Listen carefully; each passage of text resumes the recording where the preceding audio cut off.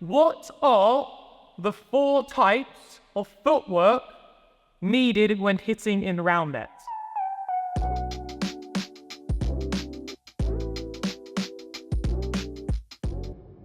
There didn't used to be this no-hit zone that I'm currently standing in around for the Roundnet set when I first started playing. At the beginning, when everyone first started playing Roundnet, you could afford to come right up here, and now you've had a great reach over the net, and somebody wanted me to hit a pull, and then an open. It was easy, because the level of demanded footwork was so low. And now, because the no-hit zones come, I personally have the same reach, because I haven't grown up front, but my reach over the net has decreased massively. I can only reach this small third that is here. So how do I now hit this ball that's set dead center?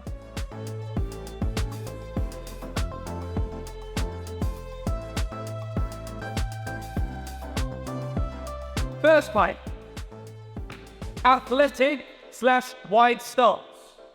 What we need to remember is that we are outside the no-hit zone. We are here, and let's say we're in an athletic stance. We can get so much power on our hits right now because I haven't had to put any of the energy into my footwork.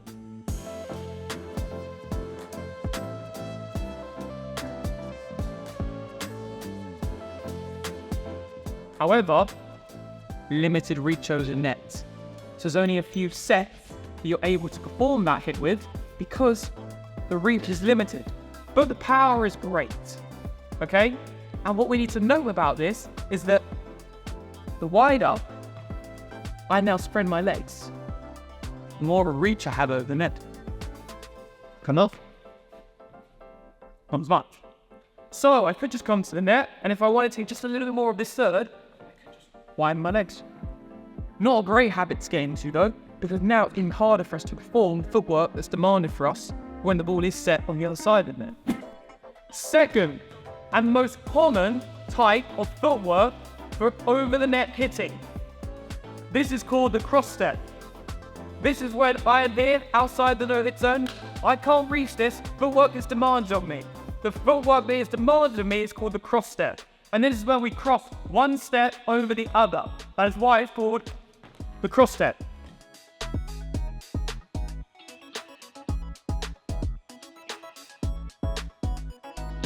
What does this cross step do?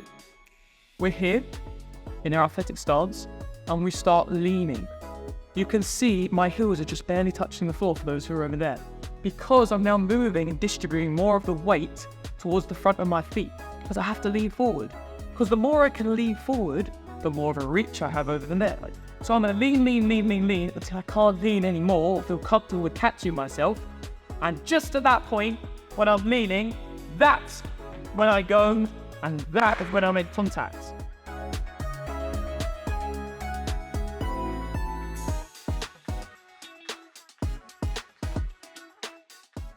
And the further you can lean, again, as an athlete, the more reach you have over the net. So it's important that we practice this cross step, because if I get really good at it, even though that ball's set on the other side of the net, you do a cross step, I can still reach it. So the more and the better we get our cross step, the more range we have over the net, the more problems we can solve as a hitter. Third type of footwork demanded as a hitter in Roundnet is called the shuffle step. This shuffle step can be used for both over the net hitting and off net hitting. Because if this ball is landing here, I could do a cross step that we just talked about and hit that. But I can also shuffle. And when I mean shuffle, I mean one foot replaces the other. So my left foot is here, my right foot is here. My left foot is now going to replace where my right foot was.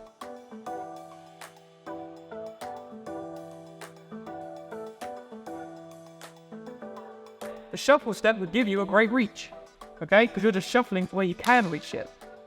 But where the shuffle step is most effective is off net hitting. Because if this ball is landing there, and I try and do a cross step, with a cross step is I'm leaning. That's the whole point. and I'm leaning to get reach over the net. But right now, this ball didn't set over the net, so now I'm just leaning to contact this ball low.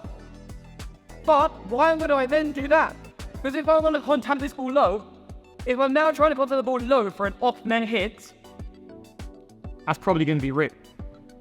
The only reason we hit low, right, is to get those range, to get those options. With an off-net set, I haven't got those options. I don't have that range. Because the higher I contact the ball on an off-net hit, the higher chance I have hitting the net. The fourth and final footwork needed for hitting in Roundnet is diving. Diving is used when we now don't have enough footwork to solve certain problems. Because let's say the ball's now set in that long sweet spot and I can't reach it with my cross step, but you just saw a minute ago I can. But if I couldn't, I then have to dive to get that ball. Or perform a shuffle step, or maybe even a shuffle step and then cross step. But if I haven't practiced these other footwork techniques, I'm gonna have to dive. And we want to avoid diving, because diving is not a big benefit for us. If we dive, we're now out of the point if they get a defensive touch. So why would we choose to dive versus clean footwork and put it away? It also takes a toll on our body. If you want to dive for every hit on a Roundnet tournament, I doubt you'll make it through to finals in a good, able position. Or at least I would for sure. So it's really important that we get as good as possible with 1, 2, 3, so we need to avoid doing 4. Now there's a time and a place for 4, especially if we don't get much time on a set. Now we don't have time to do our lovely shuffle step and cross step, we're now probably going to have to dive. But we want to avoid that by having as good of 1, 2, and 3 footwork as possible. So, as a quick reminder, first, athletic stance, great power, not a lot of reach. Second one, the cross step. But think of it like the cross skip. This gives us great reach and is primarily used for over the net hitting. Third one, shuffle step. This now is primarily used for off net hitting, but can also be used for over the net hitting and even paired with the cross step. And then the fourth one is diving. The really important thing to note is that our form has not changed. We still hit the same way, it just demands more footwork. And that is why we always start with learning and teaching how to hit to begin with, because you need to know how to hit. And once you know how to hit, now it's just adding a little bit of footwork to it.